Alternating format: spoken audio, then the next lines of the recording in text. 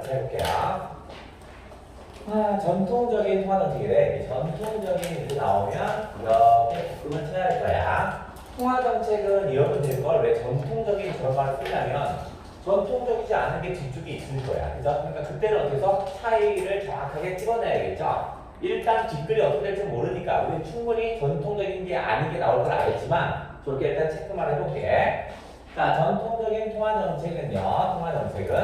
통화정책이라는 건 돈이 흘러가는 그 정책이야.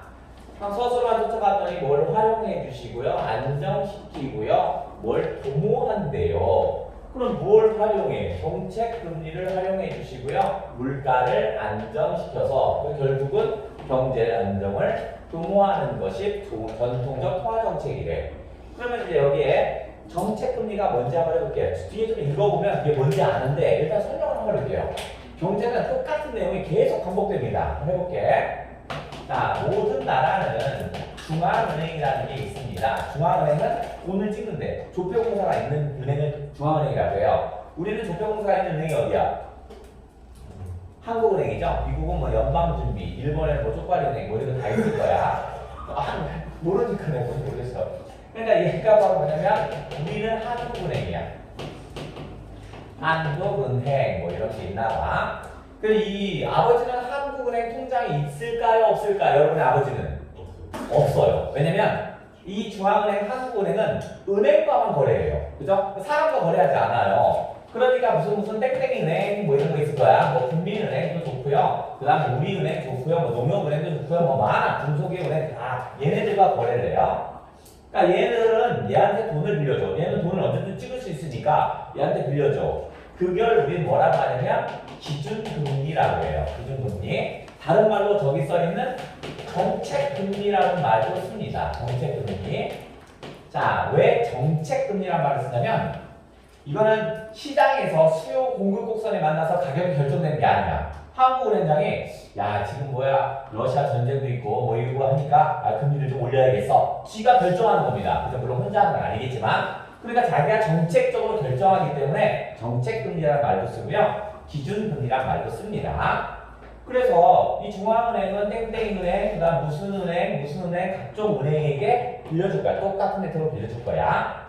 그 다음에 우리가 일반적인 뭐 철수라든가 영이라든가 이런 애들은 집을 하나 장만했어요. 주택을 장만했으니까 돈 좀 빌려야지 하면 이 은행에 가는 거야. 그러면 이 은행에 가면 얘들은 얘한테 빌려온 금리 그대로 빌려줄 수는 없죠. 집도 임대로 내야 되고 월급도 먹어야 되고 사장은 더 많이 처먹어야 되고 하니까 그러니까 기준 금리에 거기에 알파 뭐 돈을 더 받아요. 이걸 뭐라고 하냐면 시장금리라고 합니다. 시장금리. 다른 말로 시중금리라고도 합니다. 그러니까 어머니 아버지가 아파트 구입을 위해서 대출을 했는데 뭐 7% 대출했어. 그러면 시장금리가 7%라는 얘기입니다. 무슨 말이겠죠? 지금 현재 기준금리는 약 4%입니다. 현재는 약 한 4% 정도 돼요. 물론 많이 오른 거야. 코로나 이전만 해도요 1.2% 막 이랬거든요. 4%야. 그 다음에 시장금리는 신용이 제일 좋은 사람은 현재 한 7% 정도 돼요. 그러니까 기준금리 4%에 알파는 지네들이 얼마큼 먹는 거야? 3% 정도 먹는 거야. 그죠? 그래서 한 7% 정도 빌려온다고 합니다. 그죠? 자, 여기에서 정책금리를 활용하면 물가가 안정된대요. 이게 왜 그럴까 한번 해볼게. 자, 내가 볼게요. 자, 우리가 정책금리를 한번 해볼게. 정책금리를 낮췄다고 한번 해볼게요. 그러면 정책금리가 낮아지면 기준금리가 낮아지니까 당연히 시장금리도 낮아지겠죠. 이거 당연한 거 아니야. 그러면 시장금리가 떨어질 겁니다. 그러니까 7%로 돈을 빌려주다가 1%로 빌려준다고 생각하면 여러분 아버지는 어떤 생각하시냐면 야 이거 차 한번 바꿔볼까? 어머니는 핸드백 한번 바꿔볼까? 그죠? 회사 입장에서는 공장 하나 지어볼까? 1%밖에 안 되니까 예를 들어서 1%라는 거 얼마냐면 1억에 1%는 얼마야? 1억에 1% 100만 원이야? 좋아. 그 100만 원을 1년에 이자를 내는 겁니다. 그럼 1년이면 12개월이니까 얼마야? 한 달에 10만 원씩 내면 되는 거잖아. 그러니까 한 달에 10만 원 받고 1억 빌리는 거야. 그럼 빌릴만 하지. 그죠? 근데 너 공장을 짓는다고 쳐. 그래 봐야 뭐 10억을 빌리면 얼마야? 1000만 원밖에 안 되잖아. 그러니까 그렇게 1%면 대단히 싼 거란 말이야. 그러면 공장 한번 지어서 한번 돌려볼까? 자동차 바꿔볼까? 집 한번 사볼까? 이런 생각 한단 말이야. 결국 시장 금리가 낮아지면 뭐냐면 통화량이 증가합니다. 어느 순간에는 통화량, 돈의 흐름이 막 증가해요. 이게 증가합니다. 그러면 통화량이 막 증가하면 나도 대출 받고 너도 받고 막 돈이 엄청 많아요. 재화가 하나야. 그럼 어떡할까? 이게 1,000원이야.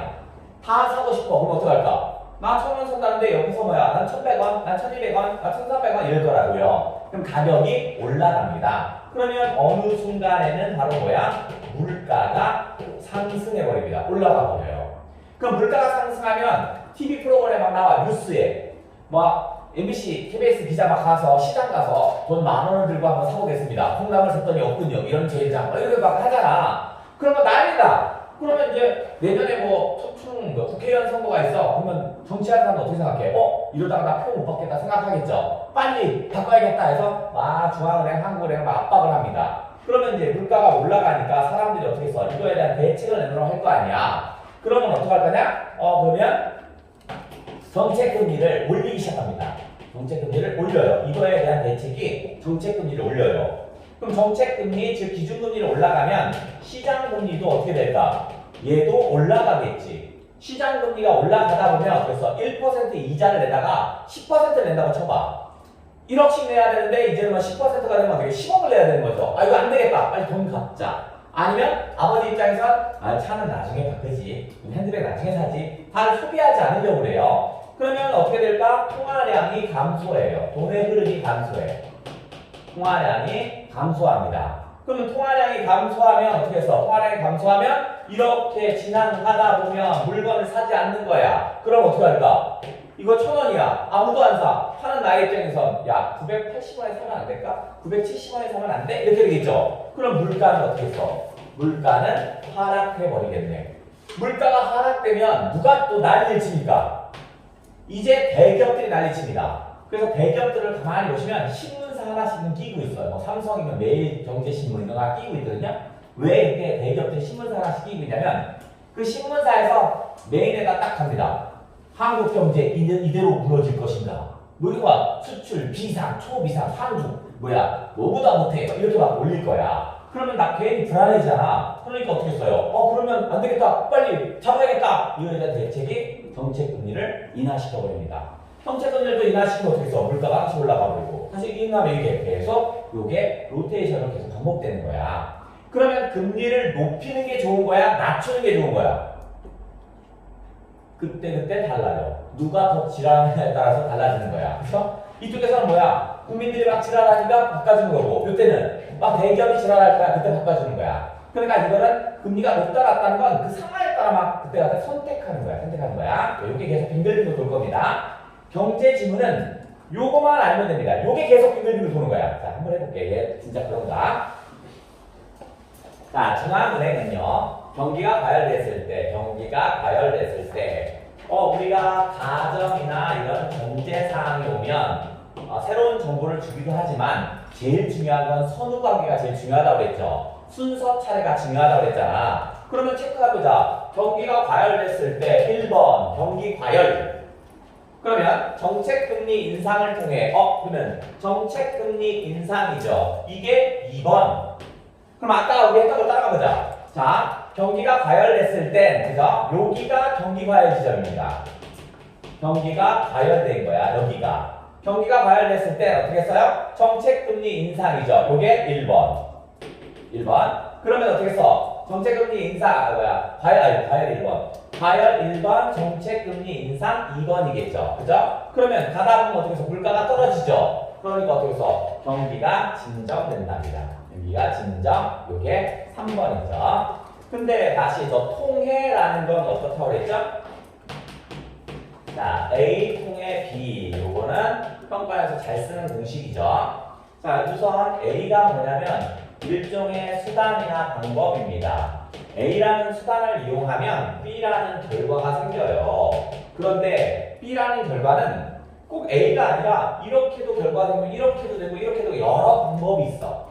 여러 방법 중에서 이 평가원은 A라는 걸 썼을 때 이게 돼요. 이 얘기를 하는 거야. 그래서 우리가 표시할 때 어떻게 하죠? A를 하게 되면 이렇게 대해서 화살표를 이렇게 해달라고 그랬지. 그죠? 그 출발점이 중요하니까. 그러니까 이걸 표시할 때 정책금리 인상을 통하면 다른 방법도 있겠지만 정책금리 인상이라는 방법을 한다면 경기가 진정돼요. 이게 되네. 그럼 지금 여기다 경기가 과열돼서 정책금리를 인상했더니 진정됐어요. 여기 이거야. 정책금리 인상으로 했습니다. 여기 으로 있네. 이것도 공식이죠.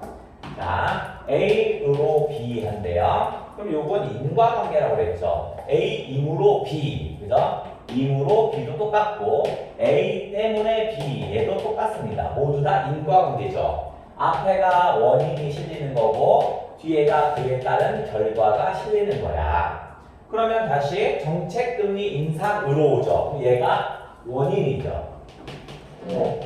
원인과 결과도 잘 보면 선후관계입니다. 그죠? 넓은 의미로 보면 선후관계죠. 그 원인이 먼저 있었기 때문에 결과가 생기는 거니까 정책금리 인상하면 시장금리가 올라가죠. 결과 시장금리가 높아지고 이게 결과죠. 그죠? 당연한 거예요. 우리는 다 알고 있어서 정책금리가 올라가면 이게 올라가면 당연히 어떻게 이것도 올라가겠죠. 다시 시장금리가 높아진다면 또 가정을 했으니까 또 순서 계속 봐달라는 얘기입니다. 시장금리 올라가면 여기죠. 가계 및 기업에 대한 뭐뭐에 대한은 그냥 지우고 의 해달라고 했죠. 가계 및 기업의 대출 감소. 그럼 어떻게 써? 시장금리가 높아지면 대출 감소가 되는구나. 다시 순서 찾아볼게요. 시장금리가 높아지면 1번, 2번 대출이 감소됩니다. 이자 1%로 받다가 이자 10%로 내라면 안 빌려? 이렇게 될 거 아니냐. 그러면 어떻게 써? 대출이 감소되니까 당연히 어떻게 써? 신용 공급이 축소되겠죠. 이게 3번이겠죠. 그죠? 그럼 여기야 지금 시장금리가 높아졌더니 정책금리가 높아졌더니 시장금리가 높아지고 그러니까 신용 공급이 축소되니까 통화량이 감소됐겠지. 그러니까 이 똑같은 말들을 계속 문제에선 돌려놓는 거야. 그죠? 요거만 우리가 머리에 이해를 해줘야 돼. 이거를 암기하지 말고 요 내용을 이해를 해주면 어떤 글이 나와도 쉽게 갈 수 있다고요. 다시 신용공급의 축소는요. 신용공급의 축소. 이거는 통화량이 감소된 거겠죠? 그래서 이 상태가 통화량이 감소된 거야. 그러면 경제의 수요를 줄이겠죠. 수요가 줄겠죠. 수요가 줄고 수요가 준다는 건 뭐냐면 살려고 하지 않을 거 아니야. 돈이 나서 주머니 없으니까 당장 사고 싶지만 꼭 필요한 게 아니면 안 살 거 아니냐. 그 수요가 줄겠죠. 그러면 어째서 쭉 하다 보면 어느 순간 물가가 안정됩니다. 물가 안정. 네. 반면 그러면 차이가 드러나겠지? 경기가 침체됐을 때 위로 가서 여기 있다. 경기가 과열됐을 때 여기죠. 경기가 침체됐을 때 이렇게 되겠죠. 그러면 여기와 여기가 정확하게 대조네. 이 대조가 나오면 그걸 정확하게 찾으라고 했죠. 평가원 즉 수능 출제 문제는 이 차이가 들어가면 여기서 시험 문제 낸다고요. 요것만 우리가 정확히 찾는 거야. 내가 항상 강조를 하니까 요거 이렇게 세모 같은 잘들 치시는데 그걸로 끝나는 게 아니라 머릿속으로 또는 눈으로 정확히 찍고 가야 돼. 과열됐을 때는 어떻게 해서? 과열됐을 때는 정책금리를 올려서 시장금리도 올라가면서 통화에서 이렇게 떨어지게 만들었죠. 그죠? 근데 얘 봐라. 반대의 과정을 통해서 이거 불친절한 새끼. 경기를 부양시킨답니다. 이거 100% 시험 문제입니다. 자, 형광펜으로 있으면 형광펜으로 쭉 칠해볼게요. 어떻게 좀 칠해주냐면 여기 반면 여기 있죠. 여기를 형광펜으로 쭉 칠해볼게요. 이 공간에 쭉 칠해볼게요. 자, 이거는 수능 평가원은 100%입니다. 100% 나올 겁니다. 어떤 면이냐면 위쪽에서는 경기가 과열됐을 때 어떻게 되는지 논리적으로 순서대로 쭉 설명을 해줬죠. 그러다가 밑에는 경기가 축소됐을 때는 반대의 과정입니다. 이렇게 불친절하게 설명합니다. 그건 왜 그러냐면 이거 낼 거니까 잘들 이해하고 있어라 이런 얘기입니다. 그렇죠? 그러면 우리 바로 올라가서 반대로 한번 읽어볼게. 그대로 반대로 읽으면 되다. 여기 내가 반대로 읽어볼게. 이번에는 뭐냐면 경기가 침체입니다. 침체돼 있으면 정책금리를 인하하여 그다음 경기를 부양시키고자 합니다. 정책 금리의 인하로 시장 금리가 낮아지면 가계에 대한 대출이 증가하고 신용 공급이 확대돼요. 그죠? 그대로 이러면 되잖아. 봤다니까. 그러면 신용 공급의 확대는 수요가 늘어 물가가 부양하겠죠. 이렇게. 무슨 말이겠죠? 됐냐? 이렇게 반대 과정 나오는 거 잘 체크. 자, 이번에는 두 번째 단락으로 갑니다. 두 번째 단락. 아까 기억, 니은이 문제로 출제됐으니까 기억에 대한 정보 잘 찾아야 합니다. 두 번째 단락 출발.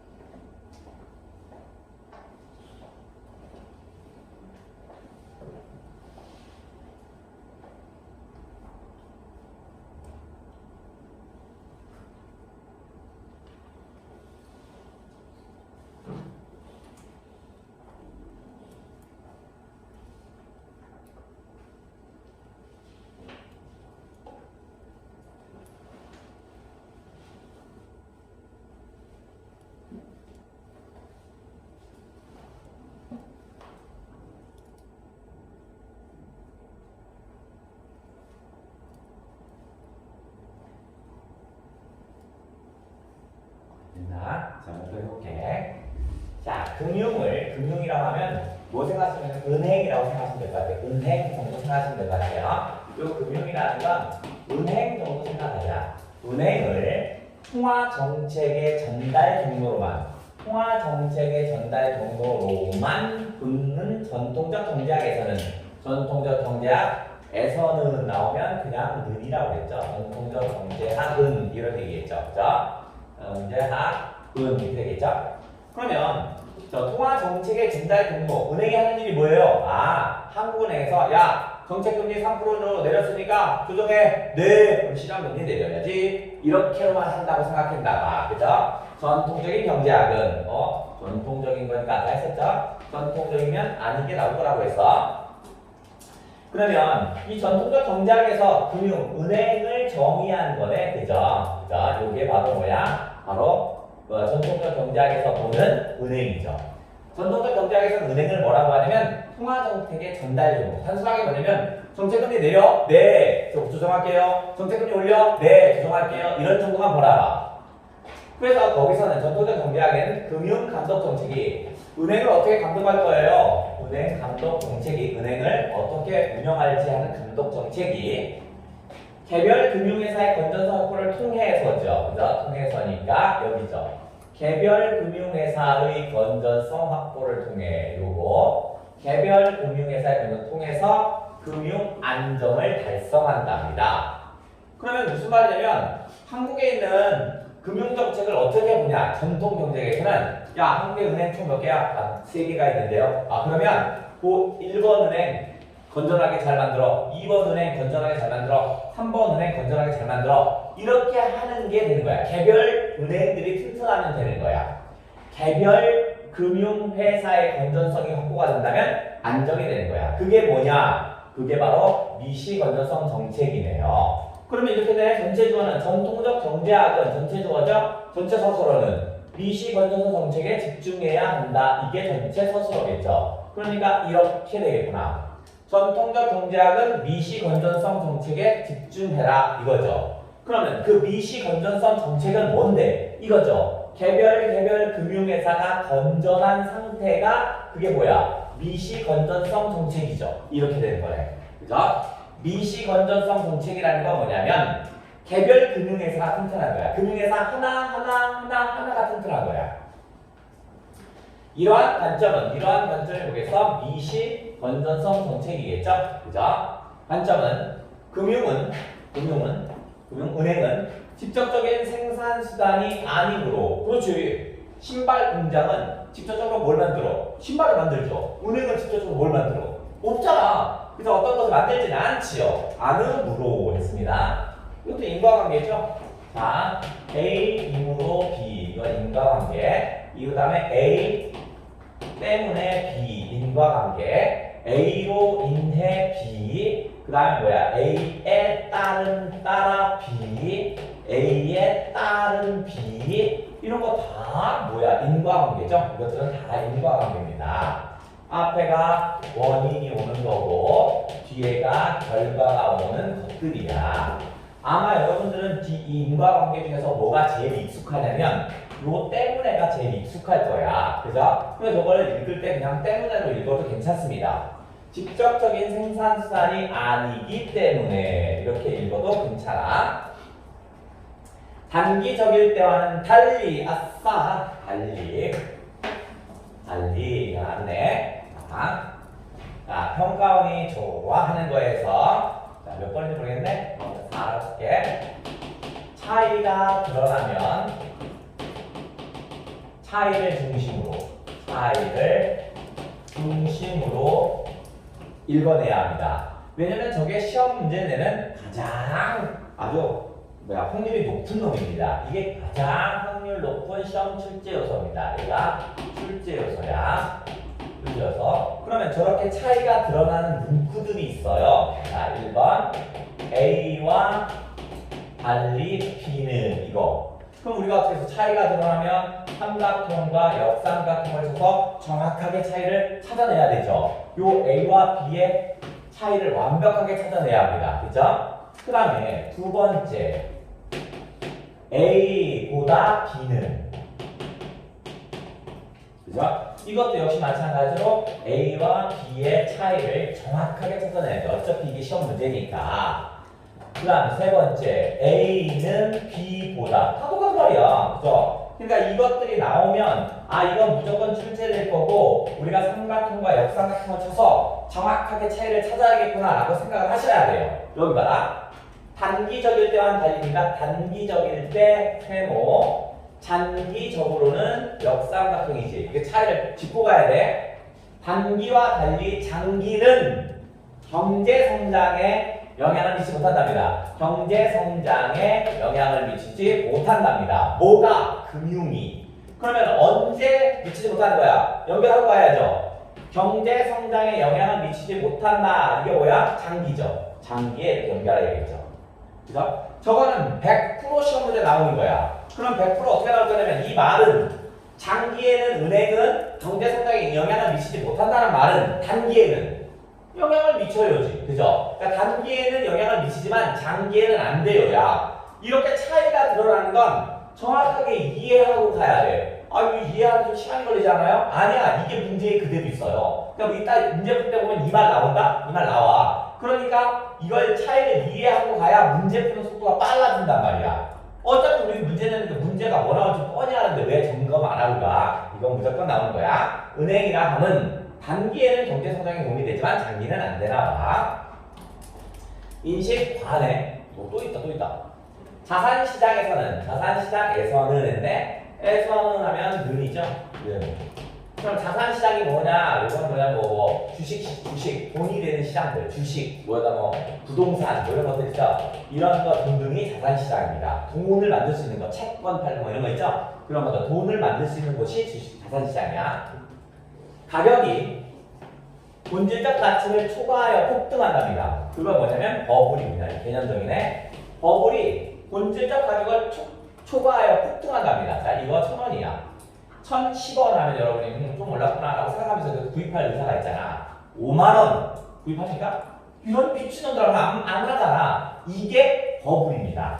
본질적 가치를 초과하여 폭등했죠. 그죠? 1,000원에서 1,010원, 1,020원 내가 이해를 하겠어. 5만원 이게 뭔 소리야? 이런 거야. 이런 게 버블이 존재하지 않는데요. 버블이 존재하지 않는답니다. 왜냐면 이게 효율적 시장 가설입니다. 효율적 시장 가설인데 이거는 뭐냐면 시장이라는 것은 무척 효율적이야. 무척 똑똑한 애야. 그래서 시장은 이게 본질적 가치가 1,000원인 걸 알기 때문에 5만원까지 상승하지 않아요. 라는 얘기입니다. 이거는 이제 시장 중심주의자들, 시장을 신봉하는 사람들이 만든 말이야. 시장은 너무나 똑똑하고 효율적이기 때문에 저런 버블이 생길 수가 없어요. 이런 것에 기이한 겁니다.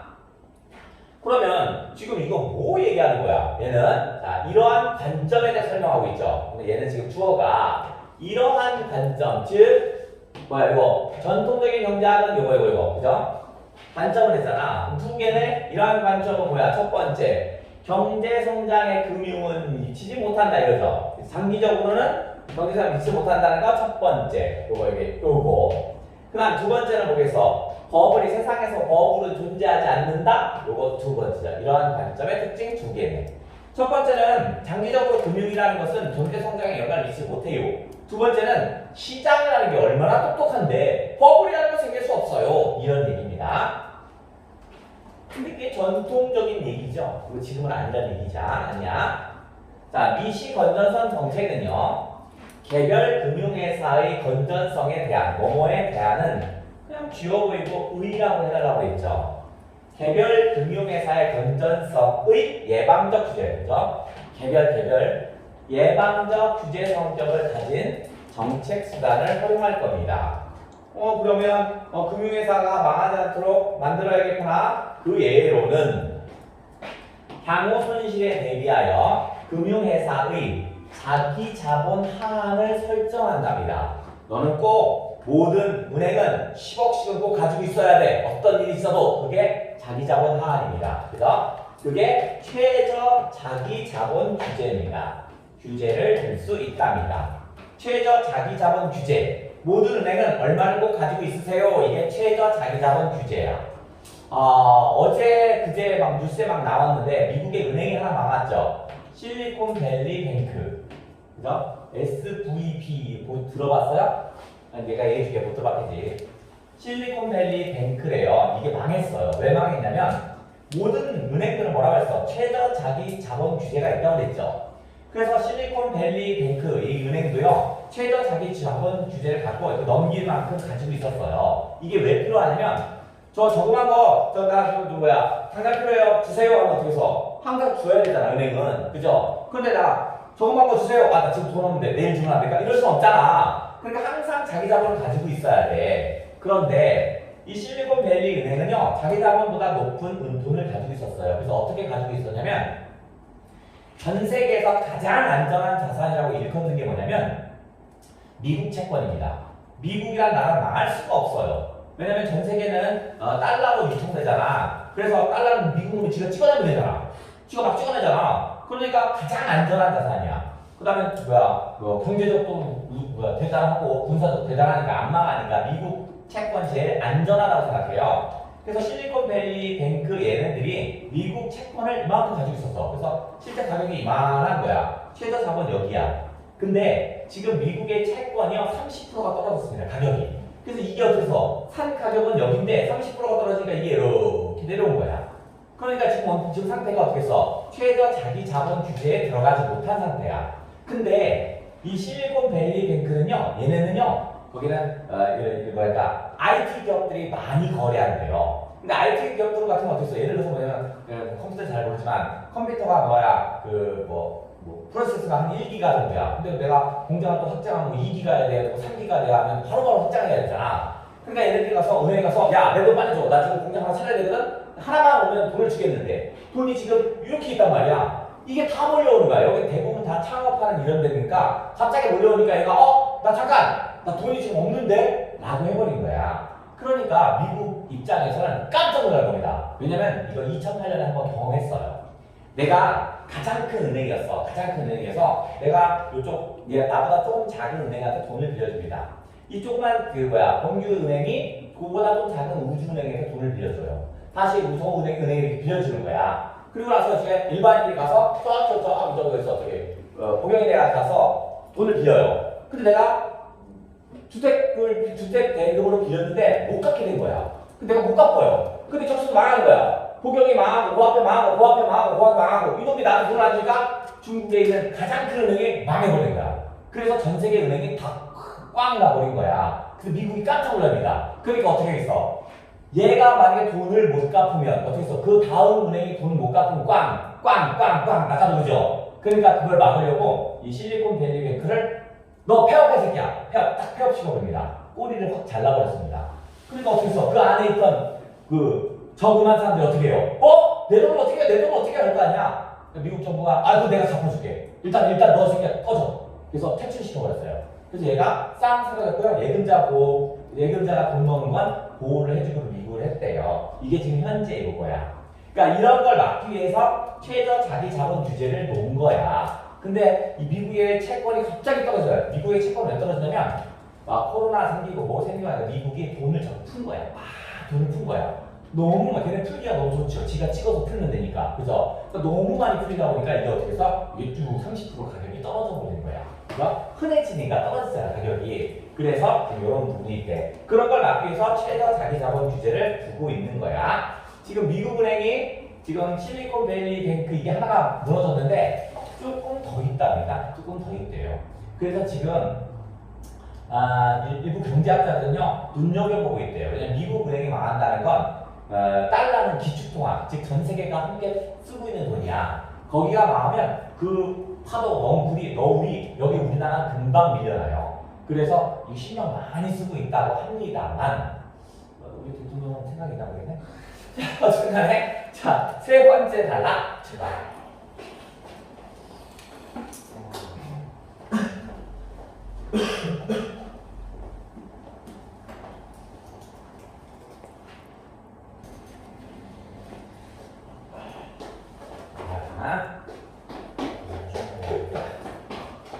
세 번째 단락입니다.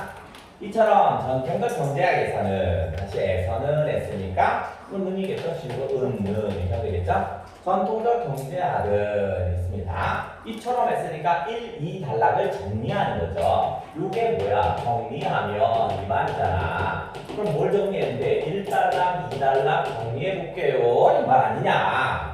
금융감독 정책을 통해 금융감독 정책, 은행을 감독하는 것, 그걸 통해서 금융안정을 은행 어떻게 감독할 거야? 은행 감독하는 그 정책을 만들어서 은행 점검하고 통화정책은 아까 위에 있었죠. 금리, 정책 금리를 올리고 내리고 이거 있었잖아. 통화정책을 통해서는 물가 안정을 달성할 수 있는 거야. 그게 뭔데? 따로따로네. 금융감독은 은행 감독은 은행 정책, 통화정책은 정책금리 따로따로. 그래서 이원적 접근 방식이랍니다. 이것이 지배적 견해였답니다. 언제? 전통적 경제학에서요. 그러나 이제 본색이 들어갔군요. 얘기하고 싶은 거. 전통적이란 말을 쓴 건 전통적이지 않은 걸 얘기하려고 저게 좀 자꾸 한 거야. 그러나 글로벌 금융 위기 이후 이게 2008년입니다. 아까 얘기했던 거. 은행이 줄도서라는 거 있죠? 그겁니다. 그러면 이렇게 하겠다. 전통적 경제학 요놈, 글로벌 금융 위기 이후 요기. 이 두 개의 차이입니다. 그러면 차이가 뭐였냐면 전통적 경제학은 이원론적, 따로따로. 은행은 은행, 통화정책은 통화정책, 따로따로. 그러면 글로벌 금융위기 이후 금융 시스템이 와해됐습니다. 와해는 무너졌답니다. 아까 했죠? 내가 미국에서 제일 큰 은행인데 그 다음 큰 은행에 돈 빌려주고 그 다음 빌려줬는데 사람이 주택담보대출을 못 갚아요. 그래서 저쪽 작은 은행에 돈을 안 줬더니 작은 은행이 그 다음 은행에 돈을 못 주고 그 다음 은행 못 주고 그 다음 은행 못 주고 나한테 못 주니까 은행 전체가 다 망했어요. 다 없어졌어요. 그러니까 어떻게 했어? 금융 시스템 차원이 완전히 무너졌어. 은행 시스템이 없어졌어. 그래서 경제 불안이 확산됐어요. 아니 돈을 찍어내고 돈을 관리하는 은행이 망하는데 우리 회사는 우리 집은 어떻게 되지? 그러니까 막 불안한 거야. 그래서 기존 접근 방식은 뭐야? 따로따로죠. 기존의 접근 방식은 이원론적 접근 방식이잖아. 따로따로 보는 것에 대한 자성, 스스로 반성을 하기 시작합니다. 이건 아닌가 보다. 이건 아니야. 이렇게 하면 안 돼. 이 당시 2008년입니다. 이 당시 경기 부양을 목적으로 경기가 너무 침체됐어요. 그래서 어떻게 해서 경기를 활성화해야지 이렇게 했어. 그래서 어떻게 해? 금리를 다운시킨 거야. 금리를 다운시킨 건 어떻게 돼? 예상하는 게. 그럼 대출을 받아서 공장도 짓고 소비도 하고 활성화돼야 되잖아. 근데 대출을 받아서 가만있어 봐. 이 돈 갖고 뭐 해야지? 내가 이 돈을 가지고 집을 하나 사봐야지. 그럼 집값 오를 테니까 집을 막 사는 거야. 보통 내가 예측한 건 뭐냐면 공장 짓고 소비하고 이걸 원했는데 이놈 새끼들이 다 뭐하냐면 그 돈을 가지고 다 아파트를 사러 가는 거야. 다. 근데 그게 희한하게도 2008년에 전 세계에 있는 사람이 다 똑같은 생각을 하셨어요. 그 전 세계에 다 아파트 값이 올라갑니다. 왜냐면 집값이 올라가. 왜냐면 이제 사는 사람이 많아지니까 어떻게 해요? 수요가 많으니까 가격은 계속 뛰어 올라오는 거야.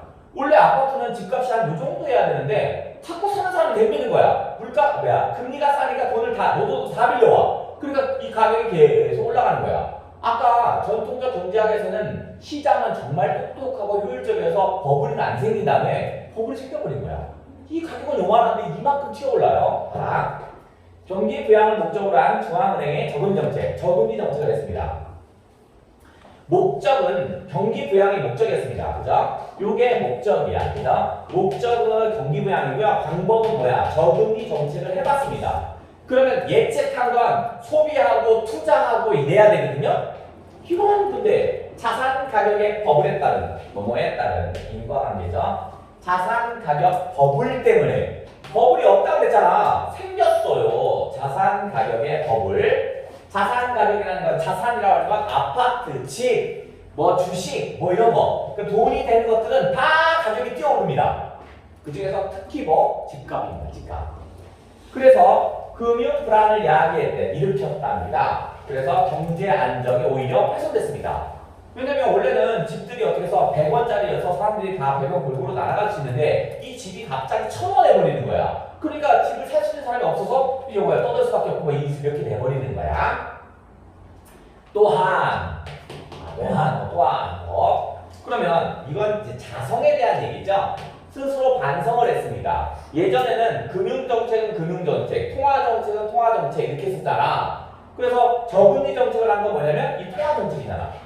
통화정책을 했던 거잖아. 그걸 해서 통화정책을 했더니 잘 안 되는 거야. 통화정책 망했어. 또한 금융회사가 대형화됐답니다. 대형화되면서 개별 금융회사의 부실이 금융 시스템 붕괴를 야기할 수 있게 됐답니다. 이거 무슨 말이냐면 옛날에는 은행이 그 나라에 3개만 있다고 쳐볼게요. 옛날에 딱 3개야. A은행, B은행, C은행 이렇게 있다고 칠게요. 그러면 C은행이 망하면 3분의 2가 지탱하면 되잖아. 근데 이게 대형화가 됐다는 건 어떻게 하는 거냐면 은행은 3개는 맞아요. 근데 A가 이만해요. 그 다음 B, C 보이잖아. 이랬다고 쳐볼게요. B, C가 망하는 건 괜찮죠. 얘가 버티면 되니까. 근데 문제는 A가 망하면 10분의 9가 없어진 거잖아. 그럼 어떻게 했어? 이 경제가 은행이 어떻게 해서 버틸 수가 없는 거야. 그래서 그때 때문에 금융회사의 규모가 금융 안정의 새로운 위험, 그죠? 새로운 위험 요인으로 등장한 겁니다. 그래서 우리가 경제에서는 독점과 과점을 자꾸 막으려고 하는 겁니다. 뭔가 독점하면 어떻게 써? 그게 망가지면 경제 자체가 흐트러지는 거야. 그 다음에 과점도 문제죠. 과점은 뭐냐면 한 2개 정도가 막 있는 거. 예를 들어서 지금 위험한 건 휴대폰도 마찬가지죠. 2개 회사가 뭐 다 해먹는 거잖아. 그것도 조금 위험하고 뭐 이런 것들. 그죠? 너무 독점이나 과점되는 게 조금 불안한 거지. 그런 면으로 봤을 때 요즘 막 카카오 막 늘어나죠. 심지어는 뭐도 먹었어. SM도 먹었잖아. 그래서 내가 방학 때 얘기했던 거 있죠. 하이브랑 SM이랑 싸웠던 거. 하이브랑 카카오랑 싸웠던 거. 그죠? 그래서 지금 결론은 어떻게 되냐? 카카오가 먹었어요. 그래서 이제 에스파, 이거 이제 카카오로 넘어갔어요. 뭐야? 2년 들고 할 거야 이제. 어쨌든 알면 뭐잘 되겠지 뭐. 이해. 기존의 정책으로는 금융 안전을 확보할 수가 없어요. 안 돼. 따로따로 했더니 뭐 아무것도 안 돼. 그래서 경제 안정을 위해서는 앞에 목적이죠. A, B에 B니까 경제 안정이라는 목적을 이루기 위해서는 물가 안정뿐만 아니라 공연 평가에서 잘 쓰는 패턴 나왔다. A뿐만 아니라 B죠. 그래서 그럼 우리가 어떻게 했어? A하고 뿐만 아니라 플러스 크게. 왜냐면 얘를 찾으러 가야 돼. 얘가 초점이야. 그러니까 이건 A도 되고 B도 되는 거잖아. 평가원은 A만 된다, B만 된다 이렇게 약올릴 거야. 그러니까 아예 표시를 하자고요. 물가 안정 뿐만 아니라 크게 치고 금융 안정도 필수죠. 그죠? 이게 A고 얘가 B겠죠. 그러니까 따로따로 해서 물가 안정만 그 다음에 금융 안정만 아니야. 2개 모두가 필수입니다. 필수. 그 결과 미시 건전성 정책에 미시 건전성이 틀렸다는 게 아니구나. 개별 은행이 안전해야 한다는 것도 기본이야. 거기에 거시 건전성 정책이 추가됐구나. 그죠? 그러니까 미시가 완전히 잘못돼서 뒤 갈아엎는 게 아니라 미시의 거시를 추가했답니다. 그래서 금융정책과 물가 안정을 위한 목적, 앞에가 목적, 이게 목적이죠. 그러니까 이거와 이거죠. 이게 목적이죠. 금융감독 정책과 물가 안정을 위해서 통화정책 간의 상호보완이야. 그것들에 간의 상호보완을 통해. 그러면 이원론적인 게 아니네. 아까 이놈은 뭐라 했어? 이원론적 접근 방식이라고 했는데 이놈은 뭐야? 상호보완해야 되는구나. 이것도 차이가 있다. 그죠? 통화는 통화, 금융은 금융, 이게 아니라고요. 다 통합돼. 보완해야 돼. 그래서 이렇게 해서 경제안전을 달성해야 한다는 견해가 주류를 형성하기 시작했답니다. 그러면 지금 슬쩍 거시가 나오기 시작하네요. 자, 네 번째 단락 가기 전에 조금 쉬었다 갈게요. 제가 중간에 한초 내려놓고 시간을 걸려야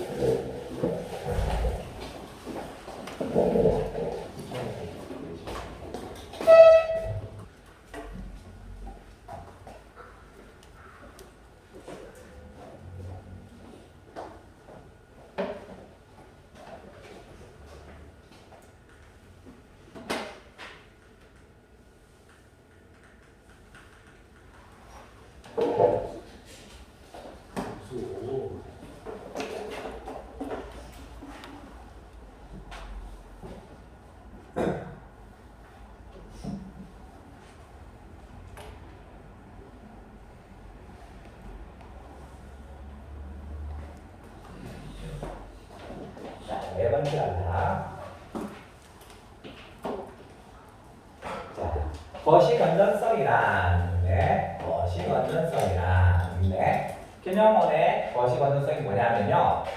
개별 금융에서 차원이 아니라 A가 아니라 B 하면 어디가 초점이야? B가 초점입니다. A가 아니라 B 나오면 A가 아니고요. B야. 얘가 초점입니다.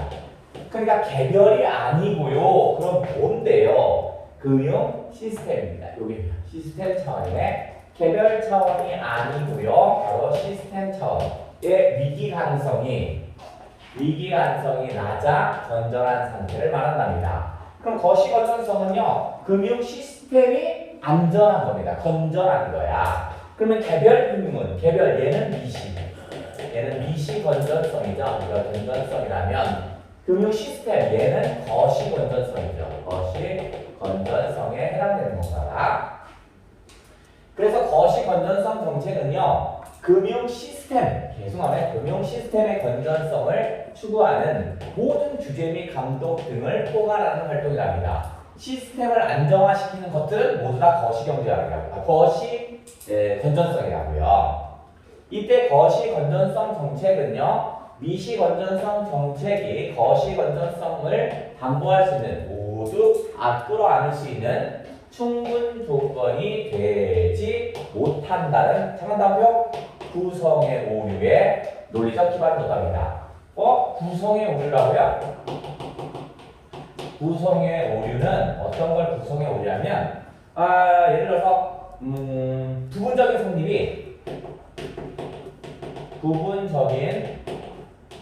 성립이 전체 성립을 보장하지 않는다 이런 걸 구성에 오류라고 합니다. 일부 성립하는 건 맞습니다만 그렇다고 해서 그게 전부가 다 되지는 않아요. 이런 얘기입니다. 그러면 구성에 오류에 한번 예를 한번 들어볼게요. 예를 들어본다면 어떤 거냐면 자, 기업이 가격을 올렸어요. 그랬더니 어떻게 이윤이 증가했다 이렇게 볼게요. 기업이 가격을 올렸더니 이윤이 증가했어요. 예를 들어서 100원짜리인데 내가 120원에 팔았어. 그럼 어떻게 돼? 20원이 더 생긴 거잖아. 이윤이 생겼네? 그러면 모든 가격 상승은 가격의 상승은 그렇다고 결론이 가격의 상승은 모든 기업의 이윤이 상승한다. 이 말이 성립하지 않는다고요. 한번 해볼게요. 왜 가격의 상승이 모든 기업의 이윤이 상승하지 않는지 한번 따져볼게요. 왜 그러냐면 내가 이 가격을 올려서 이윤을 봤어. 옆에 사람은 나도 좀 가격 올려서 해야지. 올려. 쟤도 올리겠죠. 그러면 어떻게 써요? 가격이 상승하면 어떻게 써요? 전체적으로 물가가 뛰어오르죠. 물가가 오른다면 이건 내가 살 거 좀 안 사야지. 소비를 위축시키겠죠. 좀 덜 살 거 아니야. 그러면 소비가 위축됩니다. 위축되면 팔 것도 안 팔리지. 그럼 어떻게 써? 기업의 이윤은 어떻게 써? 기업의 이윤은 오히려 감소하죠. 그죠? 가격을 올렸더니 나도 올리고 쟤도 올리고 다 올리니까 전체적으로 물가가 상승해버려요. 물가가 상승해버리니까 내가 번 돈은 1,000원인데 물가가 올라가니까 뭔가 하나는 안 사야 할 거 아니냐. 그거 갖고 살려면 그러면 소비하지 않겠지. 그럼 10개 팔던 기업이 5개밖에 안 팔릴 수 있단 말이야. 그럼 전체적인 이유는 떨어질 수밖에 없죠. 이런 걸 구성해 오리라고 합니다. 일부 하나가 맞긴 하지만 전체가 다 맞지 않는 거야. 이런 걸 구성해 오리라고 합니다. 자, 그러면 왜 이런 말을 하는지 볼게요. 거시 건전성 정책은요, 금융 시스템 요인에 대한 뭐에 대한 의죠. 예방적 규제를 통해, 얘는 시스템입니다. 시스템. 예방적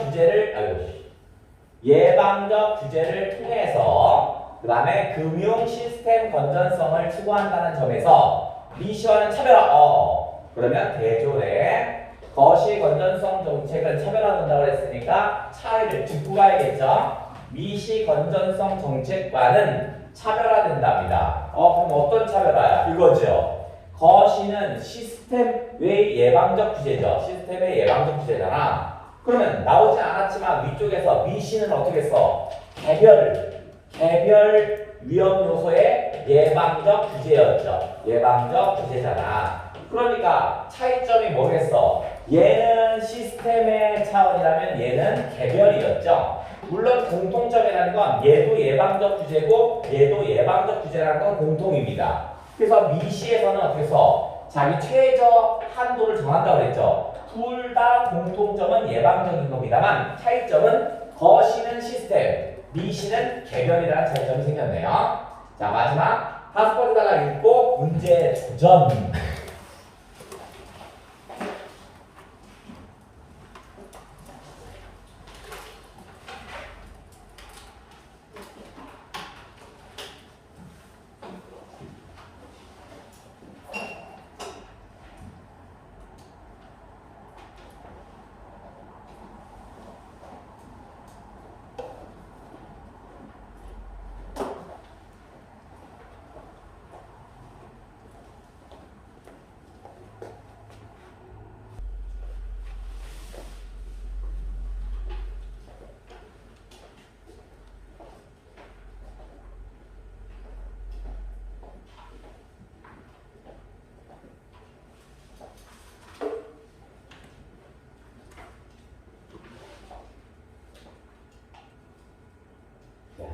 다시 단번씩 해볼게요. 자, 거시건전성의 목표를 효과적으로 달성하기 위해서는 그러면 다시 위에서니까 A 위에 B니까 목적이겠죠? 그럼 뭐야 이거? 목표를 효과적으로 달성이 목적이겠죠? 그럼 어떡하냐? 경기 변동과 금융 시스템 위험 요인 간의 상관관계. 그러니까 경기 변동이니까 아까 통화정책과 그죠? 통화정책 쓸 때 있죠? 금융 시스템이니까 이거는 금융 정책이죠. 그것 간의 상관관계를 감안한 정책 수단이 도입돼야 한대요. 그러니까 별개로 보는 것이 아니라 그 두 개를 같이 나란히 선상에 놓고 같이 해야 돼요. 금융 시스템 위험 요인은 경기 수능성을 갖는답니다. 경기 수능성을 갖는데 즉 했으니까 다시 한번 설명하라봐. 경기 수능성을 다시 설명하는 걸 봤을 때 중요 내용인가 봐. 문제 풀다 보니까 저게 나오나 봐. 경기가 호황일 때는 경기가 잘 나갑니다. 호황이라는 건 통화량이 막 많아진다. 통화량이 증가한다. 사고 팔고 이게 많아요. 그러면 금융회사들이 뭐 할 거냐면 대출을 늘려요. 그럼 신용 공급을 팽창시킵니다. 호황이니까 너도 나도 막 투자할 때니까 금융회사가 어떻게 해서 신용 더 받아, 더 대출해주고 하는 거야. 그러면 신용 공급이 많아지겠죠. 그에 따라 자산 가격이 급등한답니다. 자산 가격이 급등. 왜 그러냐면 자, 은행에 대출하는 비용이 싸니까 돈을 막 대출하는 거야. 그래서 그 돈으로 뭐예요? 투자하기도 하지만 뭐야? 부동산을 살 수 있죠. 부동산도 자산이잖아. 그러니까 부동산을 살려는 사람이 많아지니까 부동산 가격이 자꾸 올라가는 거죠. 자산 가격이 급등받죠. 그죠? 서로 살려고 덤비니까. 이는 다시 경기를 과열시키는구나. 경기가 호황일 때는 오히려 더 과열되는 이런 현상이 나타난대요. 반면 불황일 때는 그러면 경기가 호황일 때와 불황일 때를 정확히 나눴군요. 호황일 때, 불황일 때. 그죠? 그 반대 현상이 나타난다. 이거 중요한 거지. 그죠? 그 반대의 상황이 일어난답니다. 그러면 반대로 읽어보자. 자, 경기가 불황일 때는 금융회사들이 대출을 줄이겠죠. 대출이 줄이니까 신용공급은 줄어들겠지. 신용공급이 줄면 아파트랑 땅들을 살려고 하지 않겠지. 자산 가격이 떨어지겠죠. 막 살려고 덤벼야 가격이 올라가는 거잖아. 안 사면 가격이 떨어지겠죠. 그럼 다시 어떻게 경기가 과열되지 않고 진정되겠죠. 반대로 읽었네. 그건 항상 실제 요소죠. 형광펜 이렇게 발라야겠죠. 여기 그 반대의 현상이 일어난다. 이건 형광펜 발랐어야 되죠. 저런 식으로 저런 건 항상 실제 요소야. 앞에는 논리적으로 설명하다 뒤에는 논리적인 설명을 생략. 여러분부터 생각하래요. 그럼 3점 문제 달고 나오는 거야. 자, 이것을 완화할 수 있는 정책, 완화할 수 있는 정책 수단은 그러면 완화할 수 있는 정책 수단 그게 뭐냐면 경기 대응 완충 자본 제도래요. 그러면 바로 경기 대응 완충 자본 제도를 알아야겠구나. 이 제도는 정책 당국이 경기가 과열되었을 때 금융회사가 하여금 최저 자기자본 아까 했었죠. 최저 자기자본 거기에 추가적인 자본을 더한대요. 그러니까 경기가 과열할 때는 사람들이 은행에 자꾸 대출을 해주고 싶은 거야. 왜냐면 대출하고 싶은 사람이 많으니까 자꾸 돈이 밖으로 풀리는 거야. 그러니까 정책에서는 어떻게 하냐면 돈이 풀리지 않게 돈을 묶어놓을 거야. 그게 바로 뭐냐면 최저 자기자본에 추가적인 자본, 즉 완충자본을 쌓도록 한답니다. 그러니까 모든 은행은 10억은 반드시 가지고 있어. 완충자본 10억 더 가지고 있어. 20억 가지고 있어야 되죠. 그러면 바깥으로 나갈 10억이 안 풀리겠죠. 그러니까 은행이니까 10억, 20억이 아니야. 막 조단일 겁니다. 그런 과도한 신용 팽창을 억제시키는 겁니다. 그러니까 과열기에는 완충자본을 추가적인 자본을 더 완충할 수 있어. 더 못 나가게 돈을 막아놓는 거야. 한편 적립된 완충자본은 과열기에 돈 못 나가게 내가 끌어모았어. 못 나가게 했어. 그러면 경기가 침체기에는 어떻게 한다? 침체기에는 돈을 풀어야 되죠. 아까 모았던 거 다 바깥으로 내보내는 거야. 대출 재원을 쓰도록 한답니다. 그럼 어떻게 써? 신용이 공급되겠죠? 충분히 공급이 되겠구나. 그러니까 과열기에는 돈이 못 나가게 완충 자본을, 침체기에는 그 완충된 자본을 바깥으로 풀어버린답니다.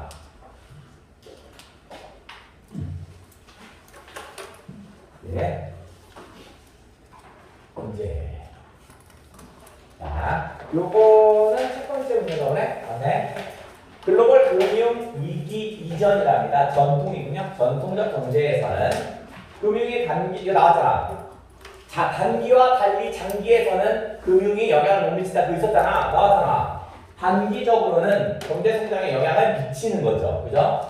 못한다가 아니지. 단기와 달리 장기에서 미치지 못한다고 했으니까 단기는 미치는 거지. 글로벌 금융 위기 이전에는 개별 금융회사가 건전한 거죠. 개별 금융회사가 건전한 거죠. 달성한 것이 아니라고 하다가요. 아니라고 본 게 아니죠. 개별이 튼튼하면 안전한 거야. 글로벌 금융 위기 이전 전통입니다. 경기 침체기에 통화정책과 더불어 무슨 더불어야. 전통 경제학은 통화정책은 통화정책 따로, 금융정책은 금융정책 따로죠. 글로벌 금융 위기 이후, 전통이 아니네. 2008년 이후 정책금리 인하가 경제 안정을 훼손할 경우에 있어서 정책금리를 인하했는데 오히려 사람들이 다른 자산을 투자를 했다고 했죠. 그래서 어떻게 해서 오히려 더 과열된 경우가 있었다고 했죠. 정답. 자, 글로벌 금융 위기 이후에는 경기 변동이 자산 가격 변동을 유발하나 자산 가격 변동은 경기변동 유발하지 않는다. 서로 상호 간의 보완 관계를 해야 한다고 그랬죠. 유발하지 않는다가 아니라 유발합니다. 그러니까 두 개의 상호 관계를 잘 파악해서 정책을 시행했어야 합니다. 다음 기업과 니은. 기업은 미시고요. 그 다음에 얘는 것입니다. 적절하지 않은 것. 미시에서는 물가 안정을 위한 정책 수단과 별개죠. 미시는 서로 별개의 정책이라고 인식하고 있었죠. 따로. 오케이. 니은. 거시에서는 신용 공급의 경기 수능성을 완화시키는 정책 수단이 필요하다고 했죠. 그래서 과열기에는 완충 자본을 둬서 돈을 못 나가게. 그 다음에 침체기에는 그 완충 자본을 풀어주기 있었습니다. 그 다음에 미시는 거시와 달리 예방적 규제 성격. 무슨 소리야? 예방적 규제 성격은 둘 간의 공통점이었죠. 다른 점이 있다면 미시는 개별, 거시는 시스템이었죠. 이건 둘 다 공통점이니까 모두겠죠. 모두. 잘못해서 찾으니까 이거네요. 그 다음 거시는 미시와 달리 금융 시스템 맞죠? 금융 시스템이었죠. 기업과 니은 모두 금융 안정을 달성하기 위해 금융회사의 자기 자본을 이용하겠죠. 자기 자본 하한선 이거 있었죠. 그 다음에 거시 같은 경우는 추가 자본까지 있었습니다. 거기에 더 추가까지. 자, 이런 문제, 가로넣기 문제가 나오면 이쪽 끝으로 해서 답을 몇 개 줄여야 합니다. 끝으로. 완전히 나오지 않고 끝으로 보면서 몇 개를 좀 줄일게요. 왜냐면 끝에는 우리나라 서서가 제일 중요하니까 뒷말이 보면 어떤 걸 얘기하는지 알 수 있다고요. 그럼 가만히 봤더니 무슨 정책에서는 개별 금융회사래요. 개별 이거 뭐야? 미시죠. 그러니까 4번 5번은 쳐다볼 게 없다고요. 그 다음에 이제 여기서 처음부터 넣으면 되는데 여기 가만히 봤더니 무슨 그런 정책에서는 완충 자본이래. 완충 자본이란 말이 나온다는 건 이미 것이죠. 완충 자본 여기 다 내. 답이 추려지지 않네. 다 것이죠. 자, 그럼 이제 처음부터 넣는 거야. 하나 더 넣어볼게요. 경기가 불황일 때 무슨 정책, 거시 정책에서는요, 불황이면 완충 자본을 풀어야 되죠. 그럼 사용해야겠죠? 그러면 사용. 맞네? 다 맞았네? 1번이네. 바로 1번. 다음. 낱말 문제는 가볍게 풀 수 있다. 문맥상기가 가장 가까운 거 됐고. 다음. 여기가 어렵습니다. 여기가 60% 이상 틀렸는데 요건 뭔 말인가 좀 보자. 특별히 아는 거. 현실에선 통화정책의 효과는 비대칭적이랍니다. 경기의 비대칭적이래. 무슨 말이냐면 내가 물가를 낮추려고 하려고 했는데 물가가 올라간다든가 물가가 올려볼까 했는데 물가가 낮아졌는가 이렇게 비대칭. 내가 특탐받으면 안 되는데요. 통화정책은 경기 과열을 억제하는 효과, 경기 과열에는 효과적입니다. 하지만 침체를 벗어나는 데는 효과가 미미하답니다. 그러면 지금 얘가 정리하면 통화정책이라는 건 뭐냐면 정책금리를 높이고 기준금리를 높이고 낮추고 그거는 얘는 경기 과열 시에는 효과적이랍니다. 얘는 참 효과적이야. 그러니까 경기가 과열이니까 물가를 떨어뜨리는 데는 참 잘 돼. 하지만 경기 침체 시 이때는 미미한 결과래요. 그렇게 효과가 그렇게 좋지 않나 봐요. 미미하세요. 자, 경기 침체를 극복하기 위해서 그럼 경기 침체를 극복하려면 어떻게 하죠? 은행이 정책금리를 다운시키죠. 그죠? 정책금리를 인하를 시키고요. 대출을 늘려서 신용공급을 확대하려고 하겠지. 근데 가계의 소비심리가 위축된대요. 소비심리가. 지금 전쟁도 있고 모르는데 좀 나중에 해야지. 금리는 낮지만 나는 안 빌려. 이런 거.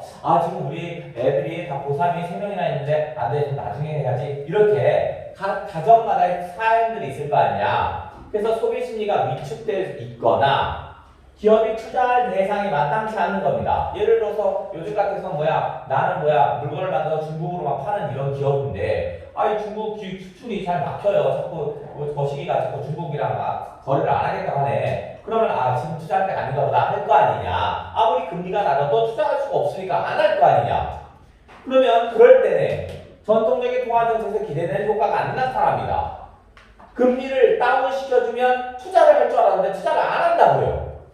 그랬더니 어떻게 오히려 확대된 신용공급이 다른 데로 막 주식이나 부동산 같은 자산시장으로 과도하게 유입됩니다. 그렇게 과도하게 유입되면 모두가 아파트를 살아가면 어떻게 해서 아파트 사는 사람이 많으니까 아파트 가격만 계속 올라가게 된다고요. 그게 의도치 않은 문제가 되겠죠.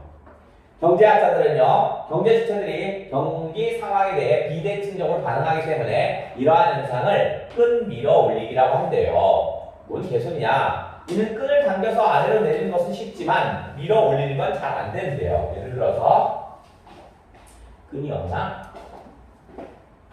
자, 예를 들어서 물가가 자꾸 올라가요. 그럼 내가 어떻게 해서 물가 잡고 물가 내리는 끈이야 이게. 이걸 훅 잡으면 잘 내려와요. 그죠? 그 물가가 너무 내려갔어. 내가 물가를 올릴 거야. 이게 끈이니까 어떻게 이렇게 된다고요. 그죠? 얘가 올라가야 되는데 이게 흐르니까 되게 끌어내리는 건 돼요. 팽팽하게 가서 잡아당기면 그냥 내려오잖아. 올리는 건 어떻게 이렇게 된다고요. 무슨 말이겠죠? 그러니까 뭐냐면 경기 과열에서 올라간 걸 내리는 건 효과적이지만 경기가 침체됐어. 이걸 다시 위로 올리려고 하면 끈이 자꾸 이렇게 의도치 않게 이렇게 되는 거야. 내가 의도된 건 이거 올리면 이렇게 올라가는 게 의도된 건데 이렇게 부동산 가격이 올라가고 뭐 이렇게 된다고요. 요 비유래요. 아이 이거 컵에. 아이씨. 이씨. 진짜. 하필이면 거기 떨어져. 이씨. 자, 갑니다. 끈 밀어 올리기를 통해 경기 침체기에 자산 가격이 버블이 생기죠. 왜? 어떤 경우? 침체돼서 경기를 올리려고 했는데 어떻게 물가가 얘가 투자를 어디다 부동산에 하니까 부동산이 막 가격이 올라가는 이런 경우가 생기겠죠. 맞네. 버블이 생길 수 있습니다.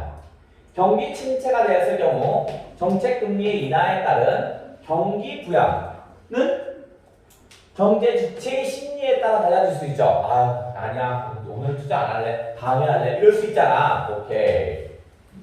끈 밀어 올리기가 있는 경우, 그렇다면 침체기죠. 끈 밀어 올리기니까 이렇게 올리는 건 침체기잖아. 침체기에 금융 안정을 달성하려면 경기 대응 완충 자본제도가 필요하다? 경기 대응 완충 자본제도가 있어도 끈을 밀어 올리려면 완충된 자본을 풀었어. 사람들이 어떻게 생각해? 이 돈으로 부동산 사러 가야지. 이런다니까? 그러니까 경기가 활성화가 되는 게 아니라 부동산 가격만 올라간다고요. 이게 없어서 문제가 아니야. 완충 자본제도가 있어. 완충된 자본을 풀었는데 그 돈 가지고 부동산 사러 갔다고요. 그래서 문제가 된다고요. 의도치 않은 문제가 생긴 거야. 이게 틀린 말이죠.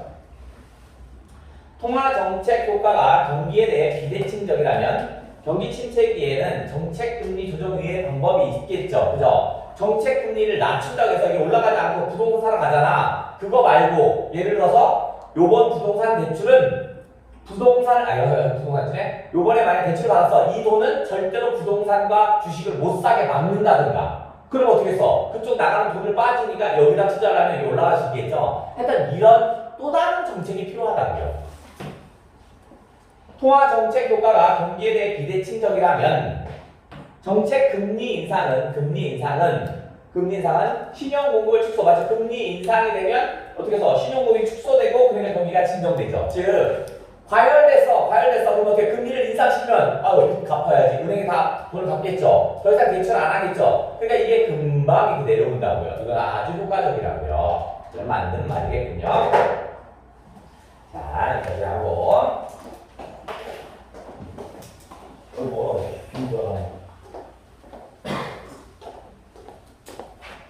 짠짠.